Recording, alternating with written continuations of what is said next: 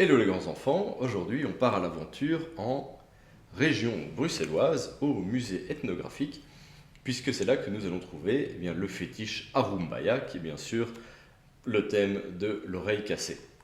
Alors petit ascenseur émotionnel sur ce mock, j'ai d'abord trouvé une version vraiment magnifique sur Lego Ideas.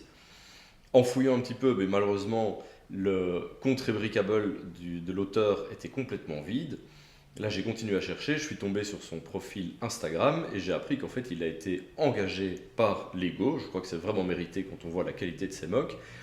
Et Lego lui a demandé d'enlever tous ses mocks payants de Rebricable. Il ne me restait donc plus qu'à essayer de recréer son mock sur base des photos qu'on avait. Alors, c'est pas évident, il n'y en avait pas tant que ça et j'ai dû vraiment recréer le mécanisme intérieur.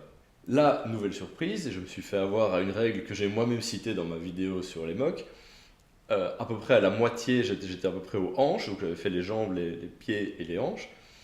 Je regarde les informations du modèle dans Bricklink Studio, essentiellement pour voir le prix des pièces. Je le fais régulièrement pour voir si j'ai pas par erreur utilisé une pièce qui est très rare et très chère ou une couleur qui n'existe pas, des choses comme ça. Et là, je me rends compte que la hauteur est déjà de 15 cm. Alors 15 cm juste pour les jambes. Si on ajoute au moins 15 cm plus pour le torse, plus la tête, plus le socle, je me dis ce mock va être gigantesque et beaucoup trop haut. Et de fait, en refouillant un petit peu dans tous les réseaux de l'auteur, je me rends compte que son objectif était d'avoir un mock qui fait 50 cm de haut. C'était beaucoup trop grand. Donc là, j'ai recommencé vraiment un mock à zéro avec de nouveaux systèmes pour essayer d'arriver à 30 cm de hauteur.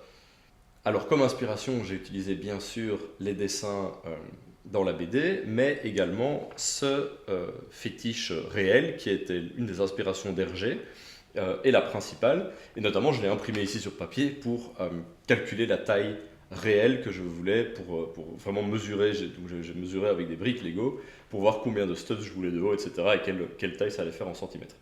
Je vais essayer quelque chose d'un peu différent. On ne va pas passer par Bricklink Studio, on va passer directement par la construction.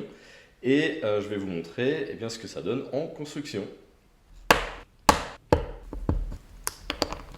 Alors voilà, premier système SNOT ici de ce mock, parce que j'ai besoin d'une barre inversée ici, d'une plate inversée, parce que les pieds vont venir se fixer avec les studs vers le bas, on verra pourquoi juste après.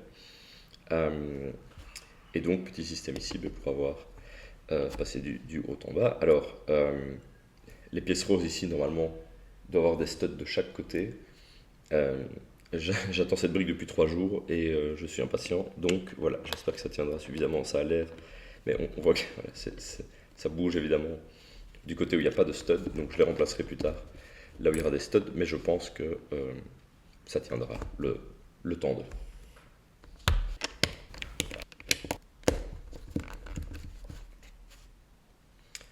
Première étape terminée, donc le socle. Alors ça c'est le système vraiment qui m'a demandé le plus de réflexion, donc c'est pour les jambes. Donc j'ai essayé plein de choses avec notamment des briques SNOT. Le problème c'est que comme l'espace est très petit, les plates d'un côté et de l'autre n'étaient pas alignées, ce qui posait beaucoup de problèmes une fois qu'on arrivait plus haut dans la construction. J'ai essayé les brackets comme ça, mais évidemment uniquement entre les plates.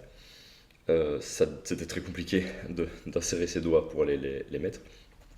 Et donc finalement, cette idée m'est venue d'avoir ces 3 plates entre eux qui donc se touchent mais ne sont pas connectées, puisqu'il y a d'un côté une plate qui fait face d'un côté, de l'autre 2 plates qui font face de l'autre.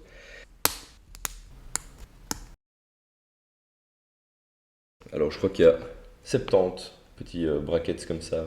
Choisissez la couleur, je crois que ce mauve là est tellement cher. Alors on va commencer le pied, vous allez voir qu'il va être construit de façon horizontale, disons, donc avec les studs sur le côté. Et donc c'est cette pièce-ci qui va venir le fixer dans le socle.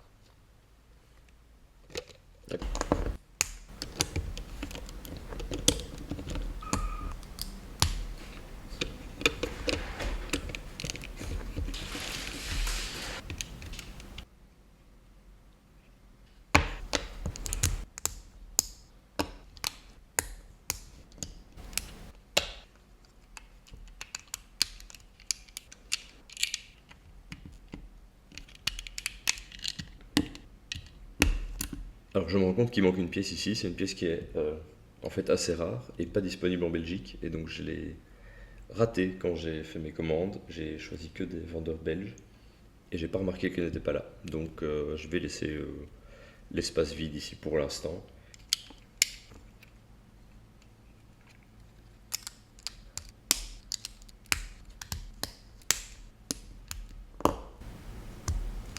L'oreille est bien cassée.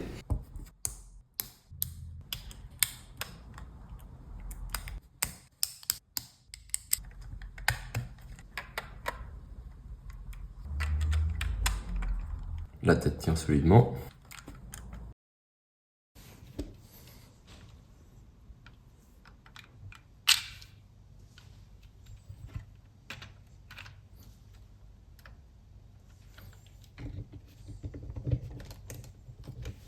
Et voilà, c'est vraiment le Moog dont je suis le plus satisfait pour l'instant, je ne vous le cache pas.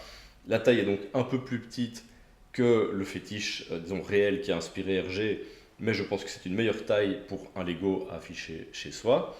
Par ailleurs, je le tiens comme ça parce que, eh bien, il s'ouvre et on a vraiment la pierre précieuse à l'intérieur.